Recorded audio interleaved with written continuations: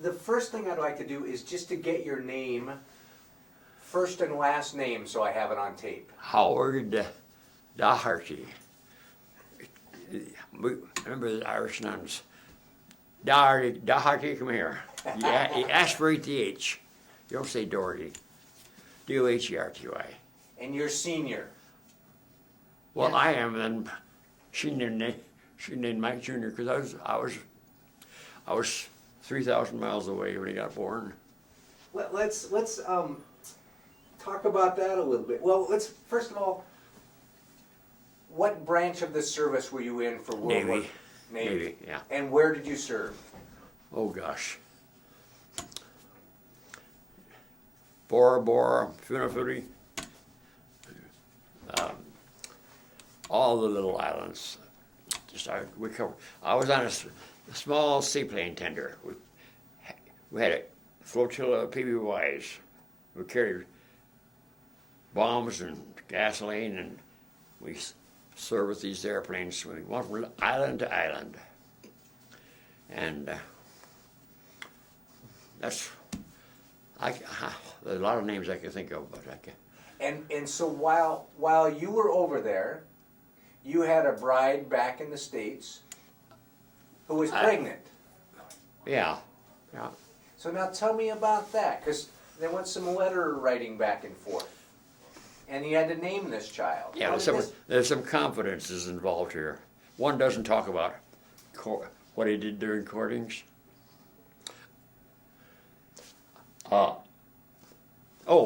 Junior Chamber of Commerce in Seattle, and I was a young lawyer, and the young lawyers got into functions. So I was also skied.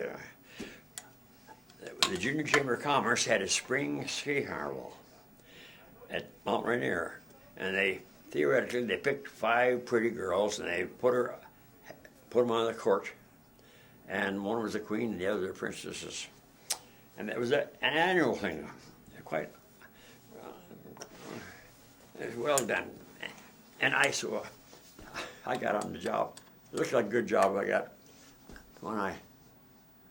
Second year I got on the committee, and I was I was appointed to escort a Margaret Hatton, and that's Margaret Hatton. So it was a good job, so I kept it up afterwards. And what else? More. Well, that's how many years ago? Almost 59. Almost 59 years. Yeah. So you got married. Yeah. And then you went in the service. Well, I went in the service first. I was in service when we got married. I was in the reserves, in ROTC from the university. So I was all in the legislature. So they called me and I said, I can't come. I have to go to the legislature session. So they said, well, when I get through, let us know. So I gave him a call since I got through with the session. And did I get married before? Married before she? Yeah. Then I left, and then she had Mike. He was supposed to be Michael Charles because the father's name is Merton Charles. And so she named him Junior instead of Merton Charles, Michael Charles. So he's been called Mike ever since. Privately, he's Mike. And I've had people call up and say, "Is Mike? Is that your son?" Yeah, that's the son. Yeah. So you wrote while you were over there.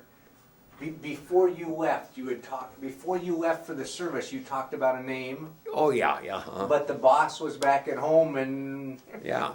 I told her when I got home if she could take him down and get the name changed, and she said no, didn't want to.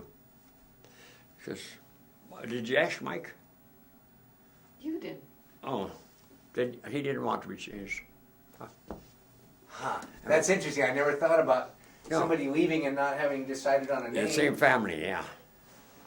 And so you wrote back and forth. I saw one letter from I saw a letter from your wife, and she had written you because you hadn't written in a while, or she hadn't gotten a letter, and she was worried that you didn't love her anymore. Were you busy fighting the war? Is that what was? We had a more immediate enemy. I saved all my letters, and the last couple of months, years, I marked where Mike is. I took little Mike to the park today. Little Mike did this, so forth. And I marked, and so Mike can know where it is. And that's, what am I don't know. Do you remember how old Mike was when you came home? When was the first time that Yeah. you saw Mike? Wasn't he 16 months or something? 5. Huh? 5. 5 months? Oh. 5 months. And that was your first son? Yeah. Boy, that must have been hard to be overseas and to have a new son. Well, you had more immediate problems where you were. You knew you had a family back home, and it was kind of reassuring. It felt like you had some reason for being where you were. And you were proud of your service. Yeah, yeah. I remember I was Naval Reserve and ROTC. And when I got out when the war, anyway, I was in Bremerton in communications for a while. And I was restive because that wasn't where the war was somewhere else. I was busy working with paper at Bremerton. So, anyway, I asked for sea duty and got the MAC and all, MACKINAC, a tender that was built at Puget Sound. Seaplane tender. And the Mackinac and the Casco were two twins. I got on the Mackinac, and I was on communications on that too. And I got out of communications. I got into working with my hands and working with the men. I didn't want to be a ship going yeoman. And I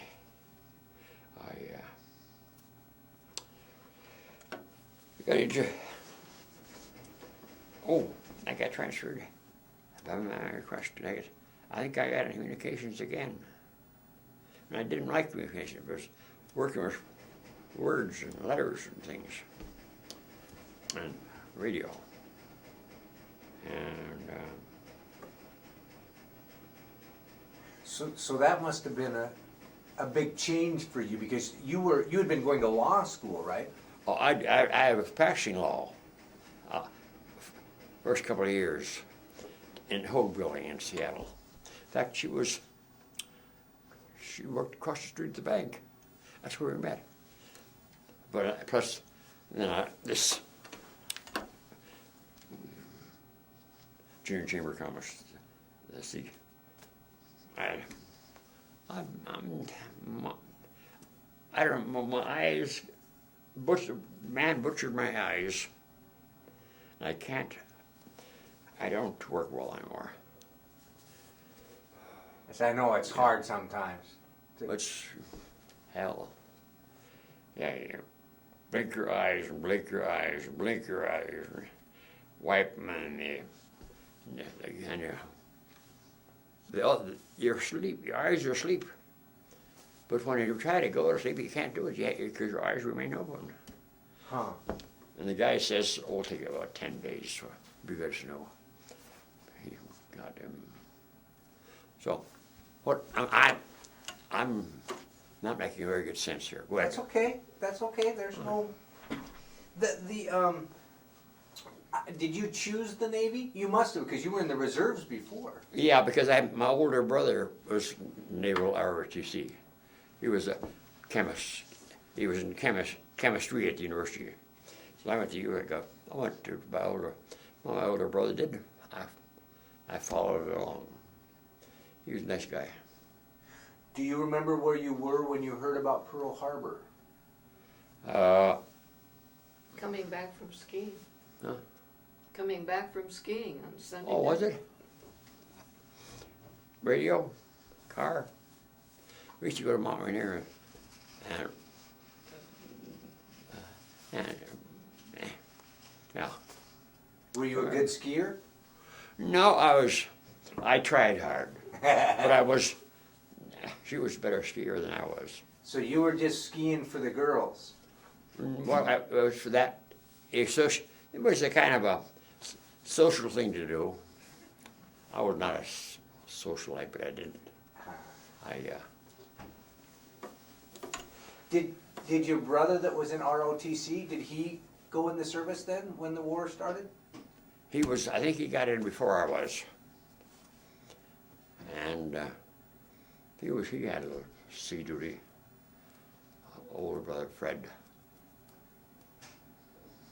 Now when you came home, a lot of people got done with the war and they quit being in the service, but you stayed on. Well, I kept my commission, but it was only for, I think, well, I was in politics and I didn't want to say, the war's over, so Doherty quits, stayed in.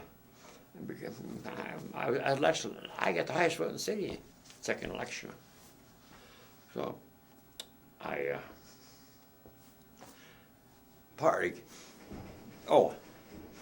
remember when Mike got born. I'm down in Australia somewhere, afloat. And there's a plain language dispatcher, and the plain language dispatchers weren't used much in the war. They're for personal things. Lieutenant Doherty, you have a son. That's for Mike. And I don't know how I got it. That's the first word.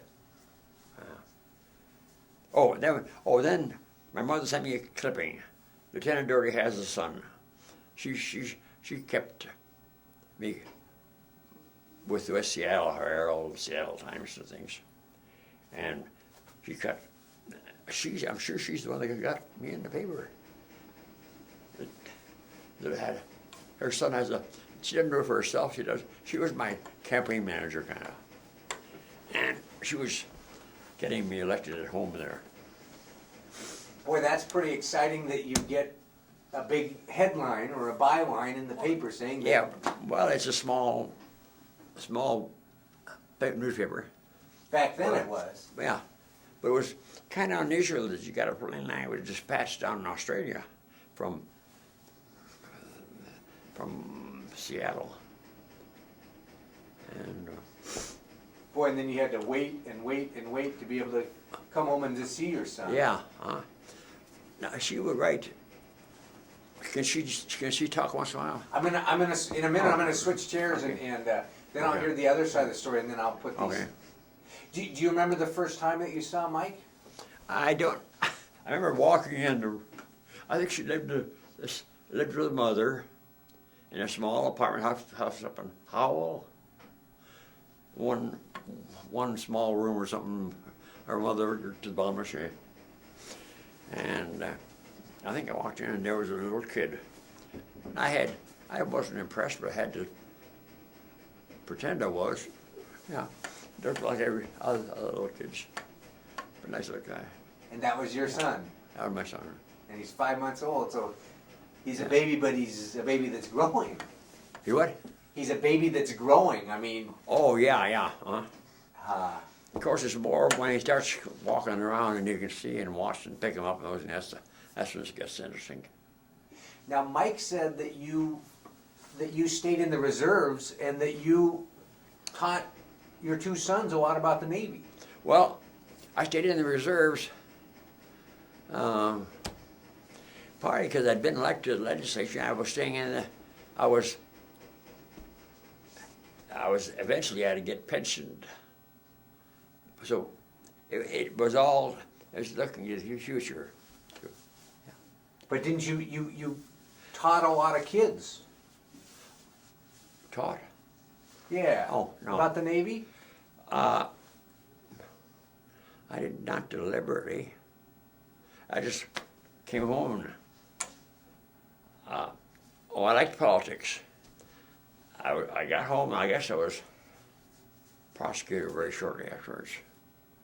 And they worked together. Yeah. And I see your son is following in your footsteps. Yeah, yeah. Two sons. Both in politics? Well, John is judge. Oh, and Mike really? is county commissioner. We've done well. Yeah, that's right. Yeah. And the name is respected.